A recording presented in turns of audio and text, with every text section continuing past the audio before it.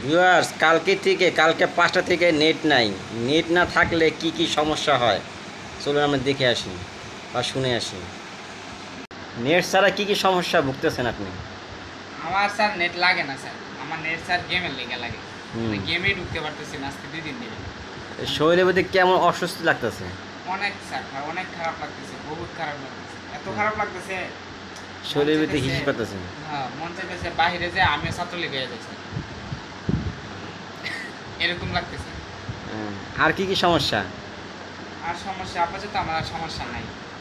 আর কেউ সাথে কথা কইতে পারতেছি না, ও তো কথাই কয় না, আর কি কইতাম। আহারে দুঃখে দুঃখে ছেলেটা শেষ হয়ে গেছে। ছি।